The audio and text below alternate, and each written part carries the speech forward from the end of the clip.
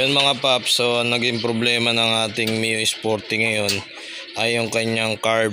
So dito napakahirap niya ng itono. So nahirapan na tayo magtono.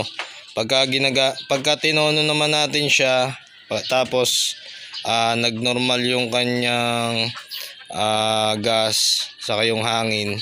So pagka ginamit naman natin, nagwa-weld na yung yung karburador niya, hindi na siya normal. So habang bumibiyahe tayo, mataas na yung kanyang gas. So pagka binabaan naman natin, ayaw niya naman mag-start. So yun yung naging issue ng ating Mio Sporty. Kaya nag-decide tayo na palitan na yung kanyang carb. So ito ngayon guys yung nabili natin na karburador sa online. So itetest natin siya. Tapos dito tanggalin natin itong mga wire para maiangat natin yung upuan pagkatapos natin tanggalin yung tornilyo. Yun mga paps, natanggalan natin yung upuan. So ito yung ating karburador. So yan yung stock na karburador. So ngayon bago natin siya tanggalin, tanggalin muna natin yung tornilyo nitong air filter nya. Tapos itong dito, yan yung lock nya, tatanggalin natin yan para mahugot natin tong karburador. Tapos itong gas hose, babarahan natin yan. Tapos tatanggalin din natin yung choke nya. Tapos itong gas, yung cable gas na to. So nahin na natin tanggalin mga tornilyo nito para maibuka natin siya, para mahugot natin tong karburador. Tapos yun mga paps, so natanggal na natin yung gas dito. So ito naman yung tatanggalin natin. So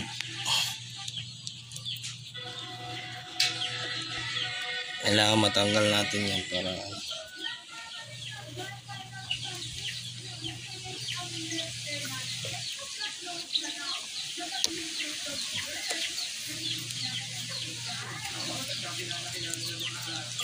so luluwagan lang natin yan.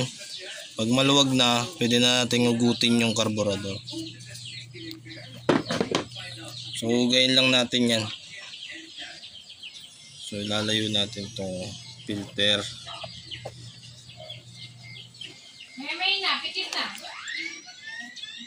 Stop.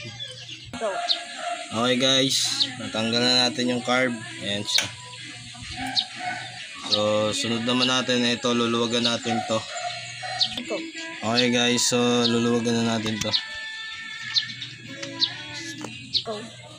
Yan mga paps, so ito yung ating Keihin na original to na carb. So papalitan na natin siya ng replacement kasi nga hirap natin siya ito, no. So nag-decide na tayo na palitan na para masubukan yung ipapalit natin na bagong carb. Yan mga paps, so naikabit na natin yung bagong karburador. So ayun yan, binalik natin yung choke. Ito yung pinaka choke nya. Tapos yung gas, ito yung gas. So naikabit na natin, isasalpak na lang natin siya dito sa gauge nya. Tapos kakabit natin yung gas para matry na natin at mai-timing na natin yung carb na nabili natin na bago.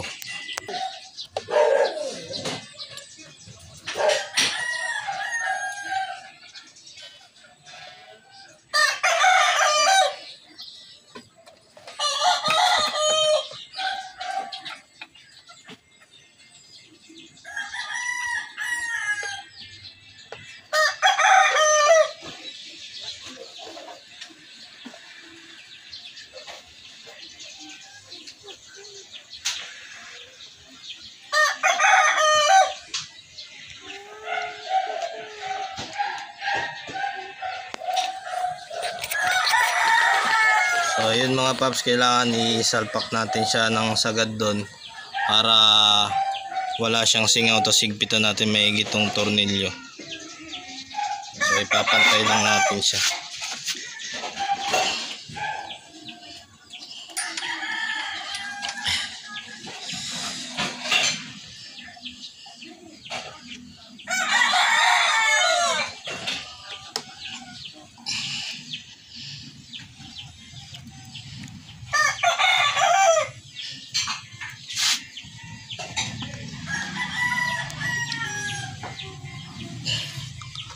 Ayan mga paps.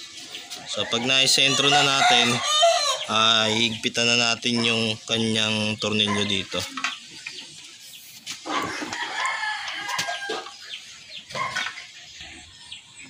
Ayan mga paps, so higpitan na natin tong lock nya.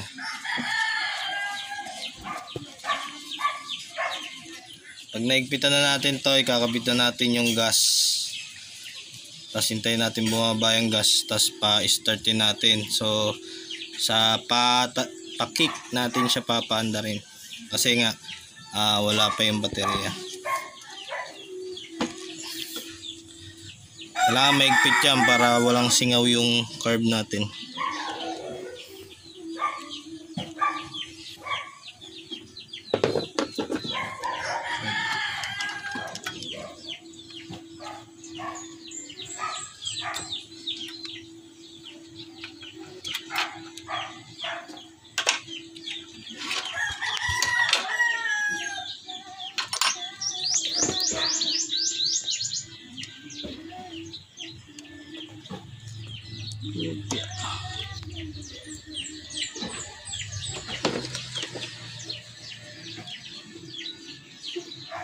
Okay guys.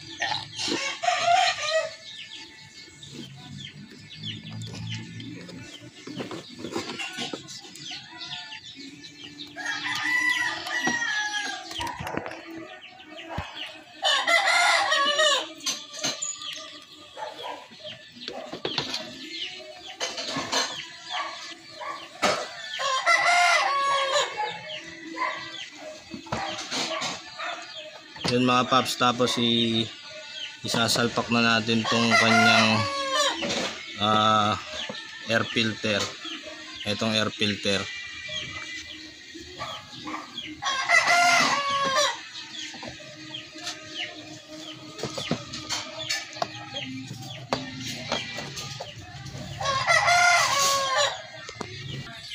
Yun mga paps, so papanda rin na natin, papadyak muna.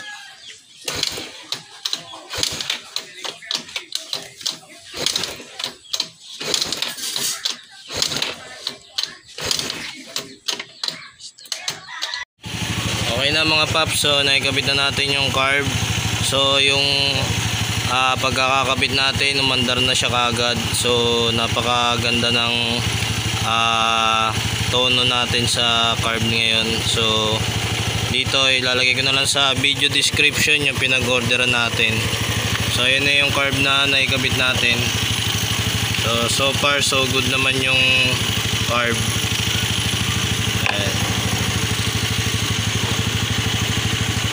Yan mga paps, okay na yung ating carb na bagong replace. So i-update ko na lang kayo sa mga susunod nating mga araw kung may pagbabago ba sa ating carb na nakabit dito sa ating MIUI Sporty.